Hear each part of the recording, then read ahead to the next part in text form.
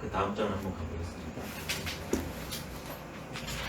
도상무명이라 도상무명이라 박수소나 천하 막강신야니 천하 막강 호왕이 양문순이 만물이 장자비니요 천지상하바야 이강강무하며 인막지역이라도 이자균이라 시제의 유명이요 시제의 명역기후에 영역기후에 부역장지진이 무역장지진 지지면 소위 불태라 지지면 소위 불태라 이 도지제 천하는 이 도지제 천하 유천곡 지어 강행이라 유천국 지어 강해라 도는 늘 이름이 없다 동은 늘 이름이 없다 박은 비록 작으나 박은 비록 작으나 천하가 감히 신하로 삼지 못하니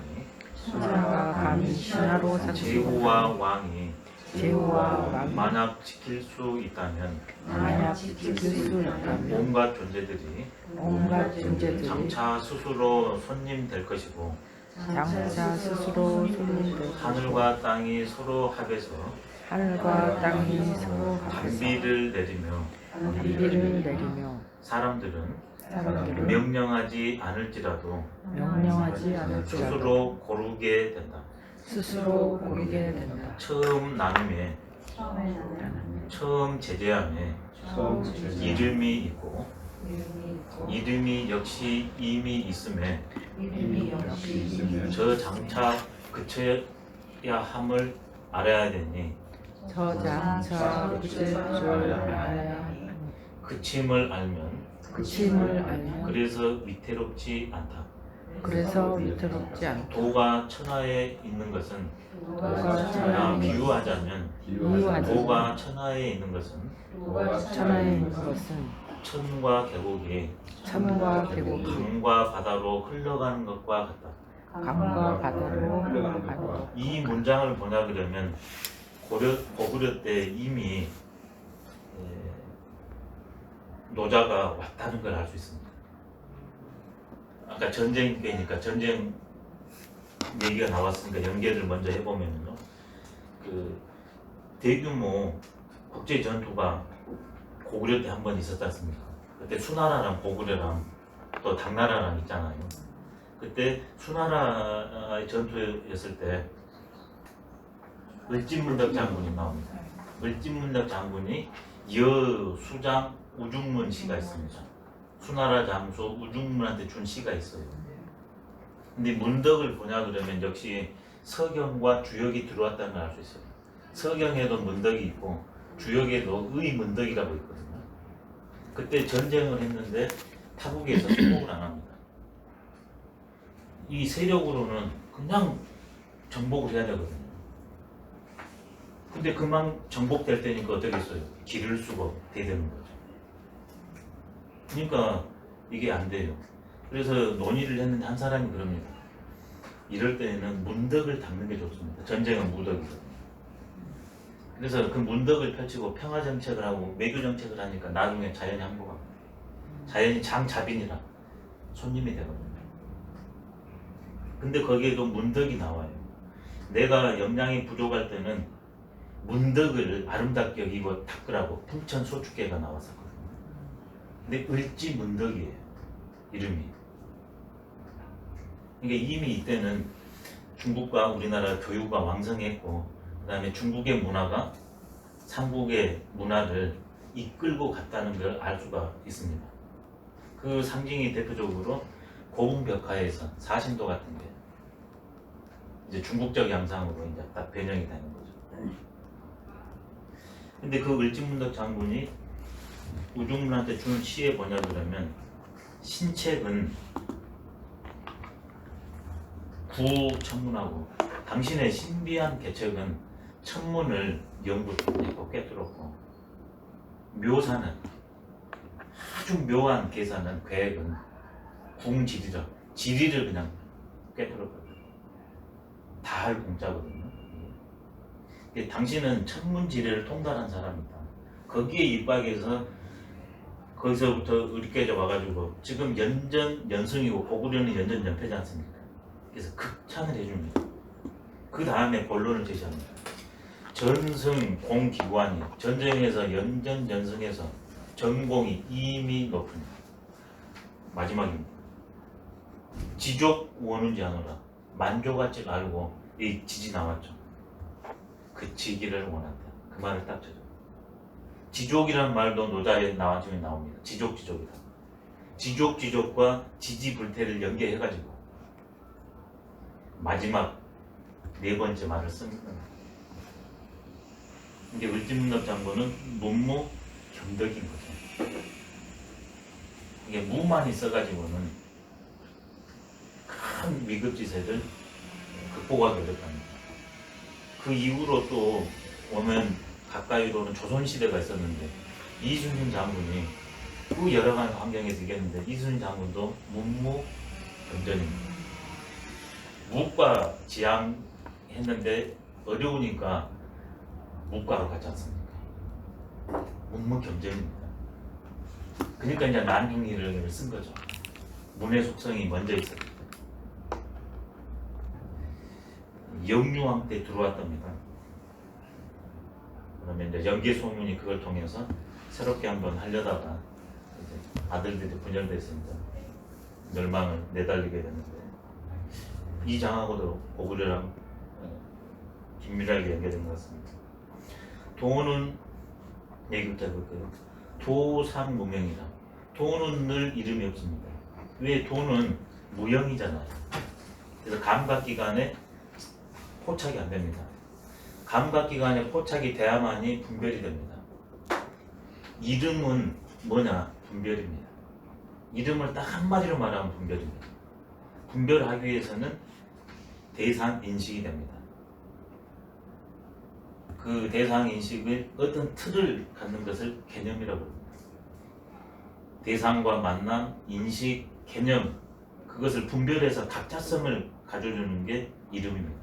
근데 도는 인식과 감각 이전에부터 있었던 거죠. 원래부터 있었던 거잖아요. 이게 개념이 없는 겁니다. 분별이 없는 겁니다.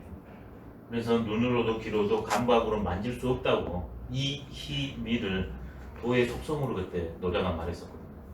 그렇지만 도는 무명지명으로 있는 거죠. 이름 없는 이름으로 존재하는 거죠. 황홀하다고 그래서 한 겁니다. 형체 없는 존재.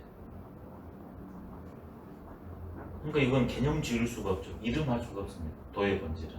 그래서 도상무명이라. 도의 본질은 인식이나 개념이나 언어로 명명할 수 없다. 근데 도가 작동하면 어떻겠습니까? 그때는 설명할 수 있겠죠. 그럼 그 작용을 통해서 본질로 갈 수 있도록 징검다리는 놓을 수 있을 겁니다. 그래서 도가도 비상도, 명가명, 비상명이 이제 자연스럽게 흘러나올 수 있을 것 같습니다. 이것을 이해하기 쉽도록 예를 들었습니다. 그게 통나무입니다. 이게 통나무 박, 소박하게 박이거든요. 통나무로 보냐 그러면 통나무는 말 그대로 이 통으로 되어 있는 나무입니다. 이 작용력이 어떻습니까? 많습니까? 적습니까? 통나무로만 있을 때. 아니 통나무로만 있을 때. 쓸모가 없습니다. 근데 다양한 작용력은 갖고 있죠. 근데 갖고만 있을 뿐이지 실제로 작용력은 아직까지는 없습니다. 그래서 박수소입니다. 이것이 이제 대들보로, 석가래로, 불상으로, 인형으로, 목박 인형으로 나타날 수 있잖아요. 그럼 작용력이 엄청 많아져요. 박은 도입니다. 근데 이해하기 쉬우라고 이 시대에는 늘 이런 나무를 가지고 일을 했으니까 박은 도예요.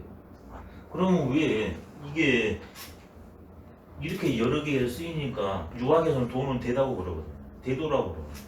근데 노자는 역설적이게 소라고 했어요. 이게 아주 묘미가 있어요. 왜 그러겠습니까? 대라고 안 했습니다. 나중에 대라 하는 부분이 또 나와요. 도를 대소로 다 설명하는데 본질을 소로 말했거든요. 지금 왜 소일까요? 이제 나의 상태고 이번에는 도를 객관 대상으로 해서 해보세요. 외손감. 이게 감각기관으로 포착된 것들은 다 커요. 이렇게. 포착이 안 되기 때문에 소다. 이렇게 보고 싶습니다. 그래서 아까 통나무 예를 들었고. 근데 바로 이 드러난 것들은 크고 작용력이 있는데 이것은 실제로 드러나고 작동하지 않으니까 아무 쓸모가 없는 무용지물 같은데 이걸 갖고 있는 사람은 천하 그 누구도 신하로 삼죠. 당연하죠. 내가 신하가 될지언정 상대가 나를 신하 삼을 수 없어요. 도를 가지면 주체적으로 살 수 있다는. 근데 그 도는 드러난 건 다 도의 작용이고 도의 본질은 소는 음미야라는 뜻입니다. 보이지 않는다. 보이지 않는 모양, 소리, 맛에 눈을 뜨는 사람은 그 어디나 신을 종으로 해야 됩니다. 종으로 살아야 됩니다. 주인으로 사는 거죠. 항상 주체로. 주인은 좀 그럽니다. 주체로 하겠습니다. 그리고 주인 할 땐 주인, 종 할 때는 종. 도가 하찮은 것 같은데 왜 우리가 도를 알아야 되는가? 주종을 자유로 할 수 있는. 유일하게 자유로울 수 있는 것은 실상을 알았을 때만 가능합니다. 근데 그러려면 외부로 드러나 있는 것이 아니라 그 드러난 근거, 우리가 하찮게 여기는 그것이 바로 진실입니다. 역설의 진리가 아주 좋은 것 같습니다. 근데 온 존재들이 그래야 되지만 인간관계가 층이 벌어지면 신분적으로 제후와 왕들이 있지 않습니까? 그럼 관계 맺게 했을 때 펼치는 영향과 파급력이 다릅니다. 도만 내가 갖고 있고 미가 없다. 그러면 내가 불감신 될 수 있겠지만 도를 가지고 있는데 나의 사회적 지위와 역할이 제후와 왕이다. 그럼 그 결과가 어떨 것인가? 제후 왕이 돼서 내가 도를 늘 지킬 수 있다면 온 존재들이 장차 나한테 전부 손님 노릇 할 것이다. 자연스럽게. 근데 도 없이 손님 대란하니까 전쟁이 일어나는 거예요. 이게 인간계뿐만 아니라 이게 자연계까지도 연결이 된다. 하늘과 땅이 내가 도대로 살면, 도대로 천하를 조율하면 천기와 지기가 잘 결합되고 하늘과 땅의 질서대로 잘 움직여가서 천지상합니다. 비가 올 때 적장량 내리다. 태풍이 오거나 가뭄이 오지 않고 올 때 올 양만 오고 딱 그친다. 이게 가뭄, 단비. 맹자에서는 때비라고 그랬습니다. 때에 맞게 오는 비. 이건 뭐냐면 하늘과 땅과 인간은 서로 교감하는 존재입니다. 하늘이 땅보다, 땅이 사람보다 힘이 크지만 제일 작은 내가 생명의 원리대로 하면, 몸으로는 불가하지만 생명의 원리로 하면 땅과 하늘과 교감하고 그 질서를 온전히 하게 할 수 있다. 지금 현대 과학에서 이게 그대로 드러나고 있지 않습니까? 나와 우주가 둘이 아니라는 사실. 형체로는 둘이지만 에너지는 하나거든요. 에너지는 하나가 움직이면 일파만파거든요. 물결 하나가 이르면 온 바다의 물결입니다. 일파만파입니다. 내가 천지에 감로를 내리게 할 수도 있고 태풍과 가뭄을 내리게 할 수도 있고. 그러니까 옛날에 기도를 그렇게 하는 겁니다. 근데 순수했을 때는 그것이 가능할 수 있지만 순수하지 않으면 그게 불가하겠죠. 이론으로는 분명히 이 세계는 열려 있습니다. 이것을 실제로 지금 자연과학으로 하죠. 인공 비료. 단호한 겁니다. 근데 인공 비완우는 어떻게 됩니까? 이것과는 다르게 상압이 아니라 인위적인 거거든요. 그러니까 여기는 내리지만 이쪽이 어떻게 됩니까? 이걸 끌어다 씁니까? 기후 변화가 일어나고. 그래서 그건 감로가 아닙니다. 인위와 자연의 한 끗 차이.